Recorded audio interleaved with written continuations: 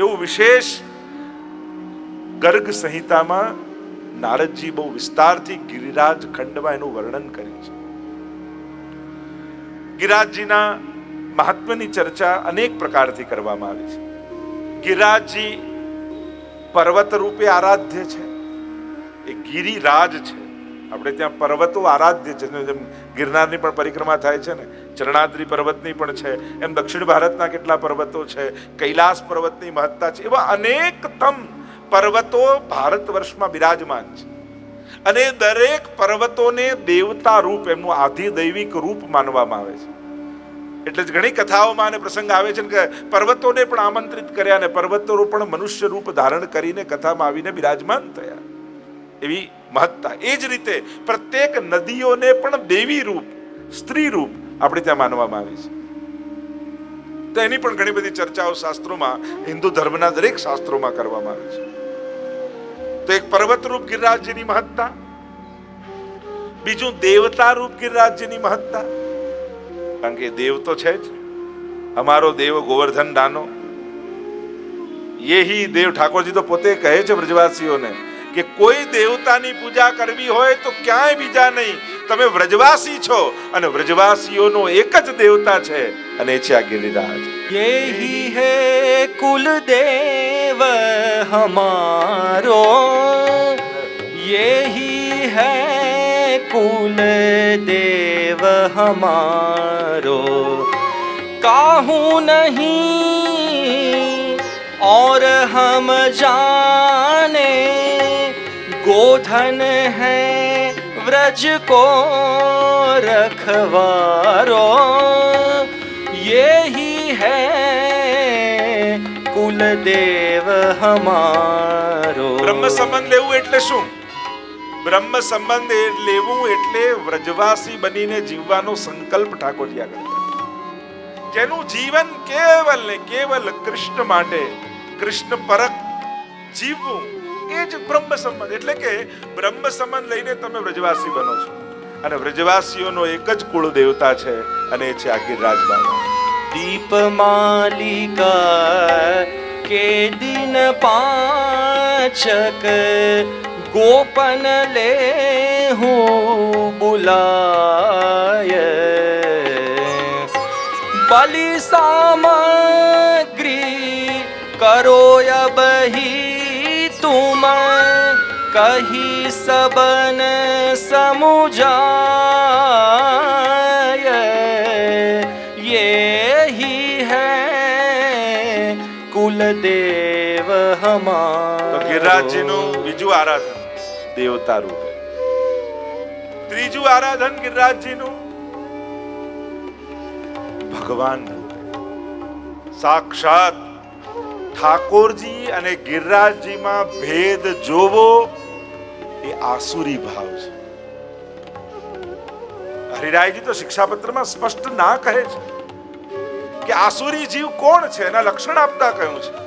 આસુરી આપણે એમ માનીએ કે આ બધા બગડેલા કે ખરાબ હતા, એવું નહીં.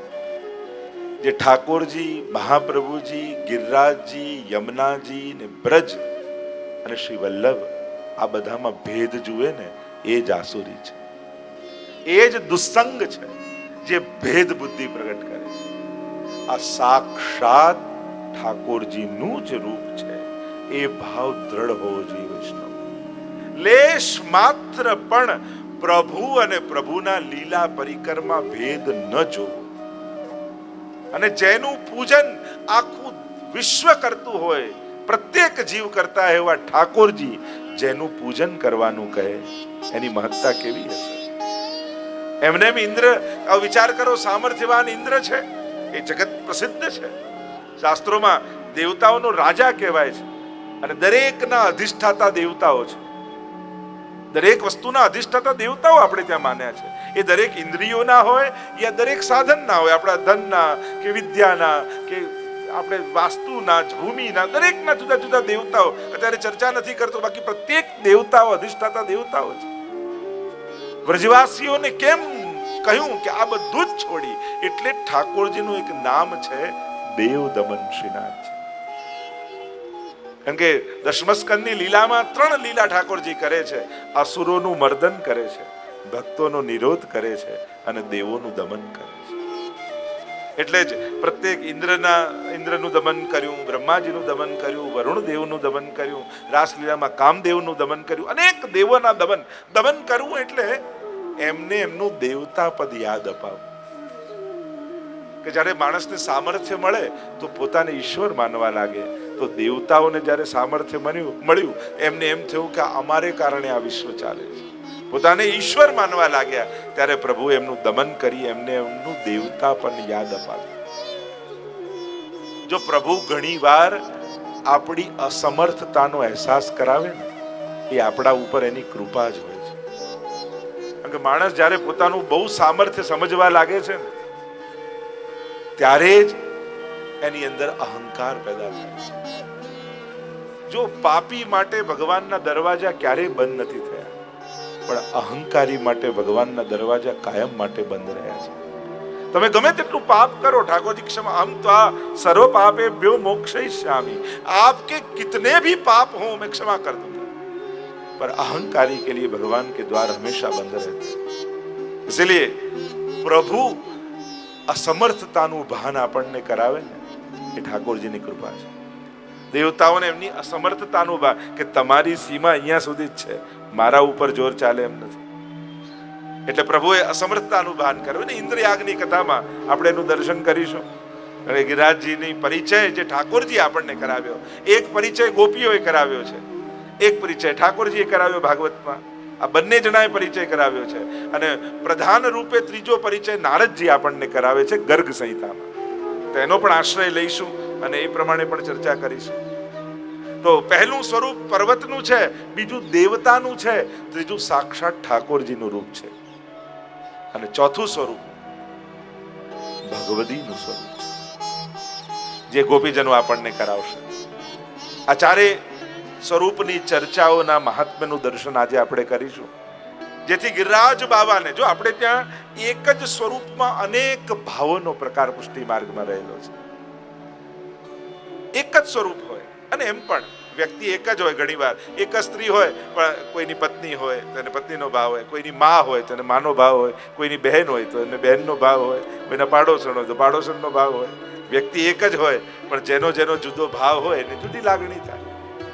એમ એ જ સ્વરૂપ મહાત્મ્ય છે પુષ્ટિ માર્ગમાં. એમનું આદિ ભૌતિક સ્વરૂપ, આધ્યાત્મિક સ્વરૂપ અને આદિ દૈવિક સ્વરૂપ ત્રણેયની ચર્ચા પુષ્ટિ માર્ગમાં કરવામાં આવે છે. તો આ ત્રણેયના ભાવનું દર્શન આપણે કરીશું, જેથી બુદ્ધિમાં મહાત્મ્ય બેસે અને હૃદયમાં માધુર્ય બેસે. આપણે તો બંનેને સિદ્ધ કરવા છે, બુદ્ધિ અને મન. બુદ્ધિને મહાત્મ્યથી રંગવાની, એટલે કે ક્યારે પણ એને અન્યાશ્રય કરવાની ઈચ્છા નથી. જો બુદ્ધિ જેના સર્વ સામર્થ્યપણાને જાણી લે છે ને પછી બુદ્ધિ અન્યના આશ્રયનો વિચાર નથી કરતી. બુદ્ધિને એમ સમજે કે આનાથી વધારે કોણ આપી દેનારું છે.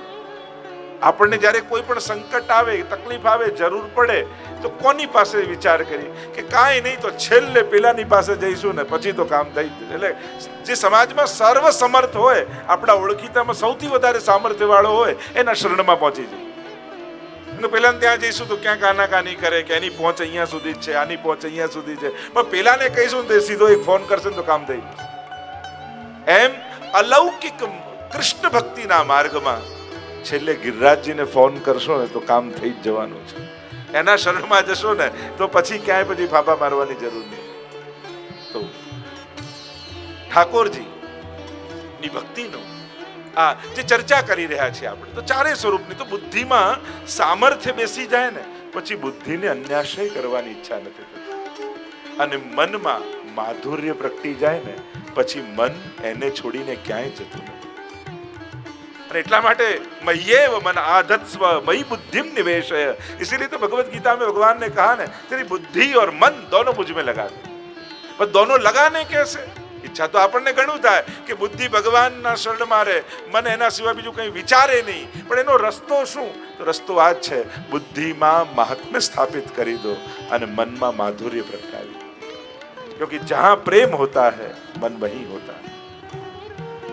माँ को मन बच्चे में लगाना थोड़ी पड़ता है. घोड़िया में झूलतो હોય પણ રસોડામાં કામ કરતી માને મન તો એમાં જ હોય, હલે તોય રસોડામાં ખબર પડી જાય કે આ રડ્યો લાગે છે, હલ્યો લાગે છે. જાકો મન લાગ્યો ગોપાલ સો તાહી और कैसे भावेरी, लेकर मीन दूध में राखो जल बिन सचु नहीं पावेरी, ज्यो सूरार न घूमी चलत है पीर न का. वल्लभ साखी में भी गुसाई जी हरिराय जी कहते हैं ने कि कैसा मन त्यों से विठ्ठल नाथ के चरण कमल चित लाए, मीन रहत जल आसरे और निकसत ही मर जाए, त्यों श्री विठ्ठल नाथ के चरण कमल चित लाए. ऐसा मन जैसा एक मछली जल के बिना नहीं रह सकती, वैसे हमारा मन श्री जी के बिना नहीं रह सकता. और हमारे 84-252 इसके प्रमाण है. એ કોઈ કપોલ કલ્પનાની વાર્તાઓ નથી. આજે પણ એમના વંશજોએ છે, આજે એમની પ્રત્યેક ઘટનાઓ આજે પણ જુદા જુદા ચિહ્નો રૂપે જીવંત છે. हमारे तो आदर्श और कौन है?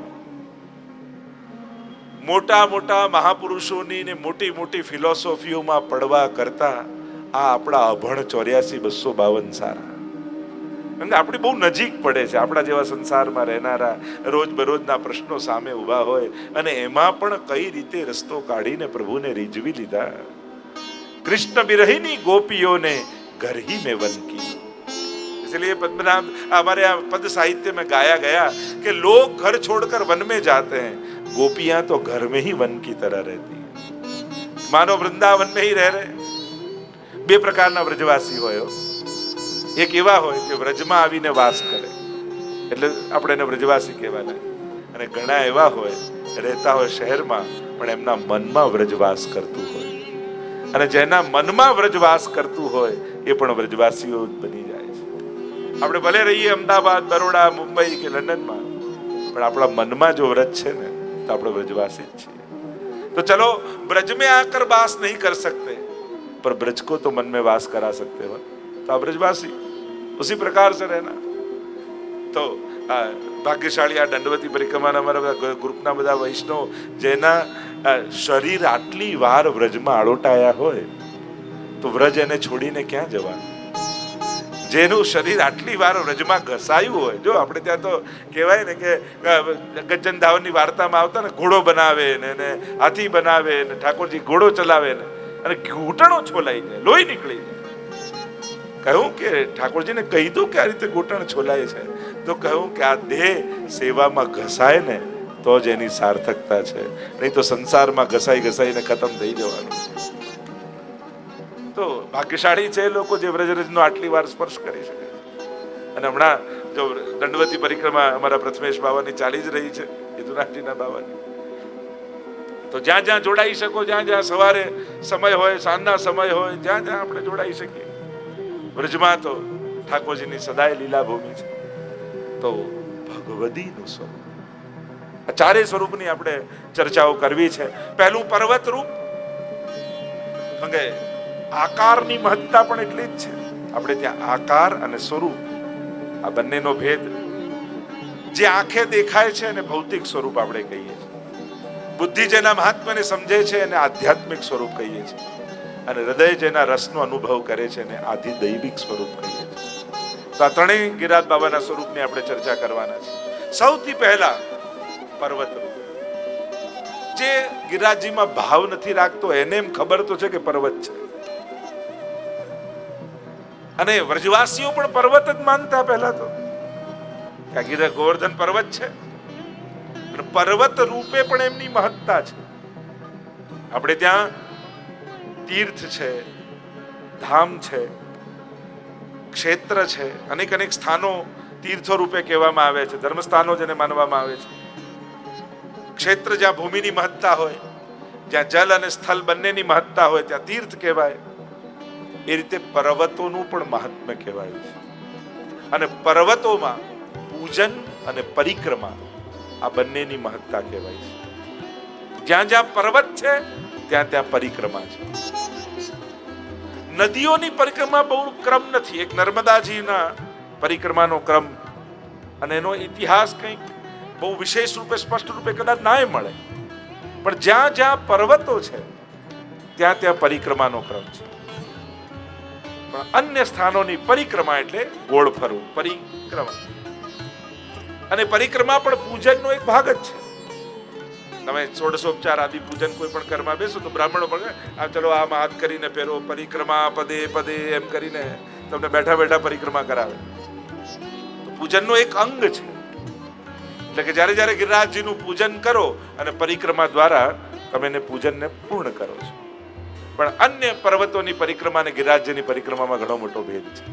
કારણ આ લીલા સ્થળી પણ છે. જો ઘણી તપસ્થલી હોય, ઘણી નિર્વાણ સ્થળી હોય, સમાધિ સ્થળી હોય અને ઘણી લીલા સ્થળી હોય. અને લીલા સ્થળી કોને કહેવાય? ઘણી ઐતિહાસિક ભૂમિ હોય. જો વ્રજ એ ઐતિહાસિક ભૂમિ નથી, હિસ્ટોરિકલ પ્લેસ નથી, આ લીલા સ્થળી છે. આ વાત ક્યારે ન ભૂલવું જોઈએ. અહીંયા ક્યારે પણ કૃષ્ણના જે ચરિત્રો છે એનો ઇતિહાસ જોવા આપણે આવતા નથી. કારણ કે વ્રજમાં ભૂતકાળ છે જ નહીં, અહીંયા તો સદા વર્તમાન છે. એટલે કે જ્યાં અખંડ, કારણ કે આને ધામ કહીએ છીએ ને, ધામ કોને કહેવાય? જ્યાં પ્રગટ રૂપે સદાય ભગવાનનો વાસ હોય એને ધામ કહેવાય. એટલે આ વ્રજધામ છે. અને એટલે અહીંયા ઇતિહાસ નથી, અહીંયા લીલાઓ છે, સદાય વર્તમાન છે. એટલે કે આ ત્યાં સારસ્વત કલ્પમાં પ્રભુએ જ્યાં જ્યાં જે લીલાઓ કરી હતી એ લીલાઓ આજે પણ ચાલી જ રહી છે. આ વાત સ્પષ્ટ થઈ જવું. નિત્ય લીલાવાદ એને કહેવાય. પુષ્ટિ માર્ગનો આ બહુ જ મહત્વનો, કૃષ્ણ ભક્તિનો આ બહુ મહત્વનો સિદ્ધાંત છે, નિત્ય લીલાવાદ. એટલે કે પ્રભુની લીલાઓ નિત્ય છે. એટલે કે ગિરિરાજજીમાં જે લીલાઓ ઠાકોરજીએ કરી એ આજે પણ થઈ રહી છે. એ શિખર પરની લીલા હોય, એ કંદરાઓ ભીતરની લીલા હોય કે તરહેટીની લીલા હોય, એ ત્રણેયની ચર્ચા કરીશું. અને એટલા માટે જો એક ભાવ આ તો મારો કહું છું, તમે મંગલાચરણ બોલો છો ને, મંગલાચરણમાં શું કહો છો? નમામિ હૃદયે લીલાક્ષીરાદ્વિષાયનમ લક્ષ્મી સહસ્ર લીલાભી સેવ્યમાનમ કલાનિધિમ.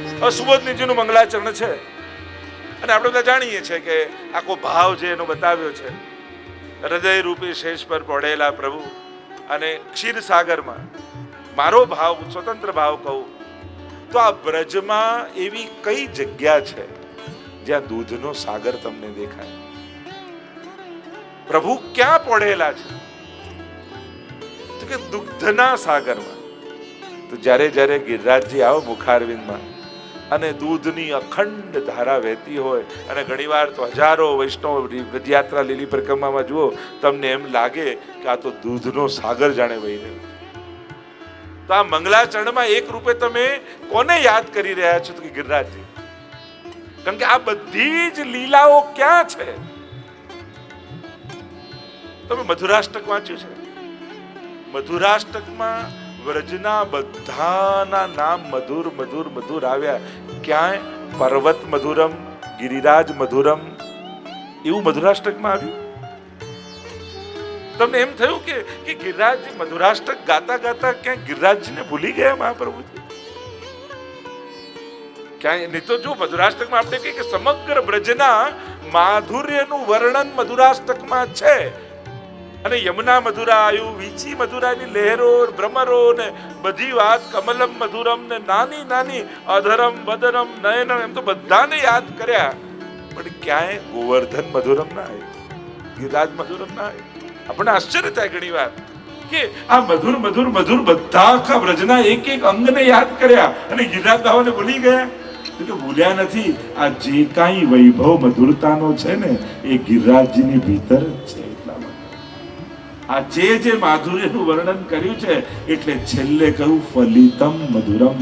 તો એ ફળ શું છે? તો લલિત બ્રજદેશ ગિરિરાજ રાજ. આ તો ફળ છે. આ કોઈ વૈભવ ખટ રીતુ ફલિત સદા. એટલે કે જેટલી પણ વર્ષોત્સવ અને નિત્યની લીલાઓ છે એ બધી ગિરિરાજજીની ભીતર છે. એના દર્શન કરીશું આગળ આપણે, કઈ રીતે ગિરિરાજજીનો વૈભવ શું છે. મહાત્મ્ય બહાર દેખાય છે, માધુર્ય ભીતર વિરાજે છે. ગિરિરાજજીની વિશેષતા એ જ છે કે ઉપરથી કડક મહાત્મ્ય છે, જેમ કોપરું જોઈએ ને ઉપર કડક એવું, અંદર કેવું માધુર્ય લાગે. ગિરિરાજ બાવા પણ બહારથી પાષાણ જેવા લાગે છે અને ભીતરથી તો કેટલા કોમળ ગિરિરાજ બાવા, કે જ્યાં ઠાકોરજીની આ પરમ મધુર લીલાઓ અખંડ અવિરત અહર્નિશ એટલે કે દિવસ રાત 24 કલાક ચાલી રહી છે. એનું દર્શન આપણે કરીશું આગળ. કઈ રીતે સવારે મંગળાથી લઈને શયન સુધી જે આપણા માટે વર્ષોત્સવ છે ને, વર્ષની લીલાઓ, ઠાકોર ગિરિરાજજીની ભીતર એક દિવસની લીલા છે. એનો કાલ કંઈક જુદો છે. આપણા માટે જે 6 ઋતુ 12 મહિનામાં આવે, એ 6 ઋતુઓ ગિરિરાજજીમાં સવારથી રાતમાં આવી જાય છે, મંગળાથી શયન સુધીમાં. ત્યાંનો કાલ જુદો છે, સમય જુદો છે. જો આપણે ત્યાં બ્રહ્માજીનો કાળ કહીએ ને કે બ્રહ્માજીનો આવો કાળ ને ઇન્દ્રનો આવો કાળ, આખો સમયનો જેમ છે, એમ વ્રજનો ગિરિરાજજીનો સમય કંઈક જુદો ચાલી રહ્યો છે. એની ઋતુ કંઈક જુદી ચાલી રહી છે. અને એમ પણ જે વ્રજયાત્રા કરતા હશે ને, લીલી પરિક્રમા કરો એટલે તમને એ 40 દિવસમાં 6 ઋતુનો અનુભવ થઈ જાય. શરૂ થાય ત્યારે એવી ગરમી અને પૂરી થાય ત્યારે એવી ઠંડી સવારે સવારે લાગવા માંડે. એમ તમને 6 ઋતુનો 40 દિવસમાં અનુભવ થઈ જાય. અને નામ જ છે ને, જો યાત્રા કેટલા દિવસની? 40. એટલે 40 ચાલતા ચાલતા ચાલતા ચાલતા ચાલતા જ રહેવાનું, ચાલીને 40 એટલે 40 દિવસની. જો એટલે જો હું મૂળ વાત ચર્ચા કરી, આ બધી ચર્ચાઓ તો ભીતરના વૈભવની તો 3 દિવસ આ જ કરવાનું છે, ગિરિરાજજીના જ ગુણગાન કરે. મને કોઈ ઉતાવળ નથી, હું તો આના માટે જ આવ્યો છું, ગાવા માટે. પણ આપણા મનોરથોને બધાનું ધ્યાન રાખીશું, સમયનો આદર તો રાખીએ. તેમ ભીતરનો સમય જુદો છે, એમ આપણો બહારનો સમય જુદો છે. તો જે ચર્ચા કરી તો ક્ષીર સાગર તમને ક્યાં જોવા મળે? નમામિ હૃદયે શેષે લીલા ક્ષીરાબ. પેલા ક્ષીર સાગરમાં લીલા નથી, ત્યાં તો વિષ્ણુ ભગવાન શેષ શૈયા પર અને નાભીમાંથી કમળ બ્રહ્માજી અને લક્ષ્મીજી ચરણ દબાવી રહ્યા છે. એ નારાયણનું રૂપ છે. ત્યાં નારાયણ છે એ ક્ષીર સાગરમાં. આ ક્ષીર સાગરમાં નારાયણ નથી, અહીંયા તો વ્રજાધીપ છે. તો એ ક્ષીર સાગર જે મહાપ્રભુજી યાદ કરી રહ્યા છે, એ બીજું કાંઈ નહીં, એ આ ગિરિરાજ બાવા જ છે. અને કેવા છે?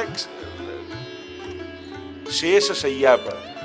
ગિરિરાજજીના 5 સ્વરૂપમાં એક સ્વરૂપ સર્પનું છે ને, સ્વરૂપ રૂપ ગિરિરાજજી છે. એની પણ ચર્ચા કરી છું. એ 5 સ્વરૂપ કેમ ગિરિરાજજી ધારણ કરે છે? 5 સ્વરૂપ છે તો ખરા, પણ ધારણ કરવાનું કારણ કેમ?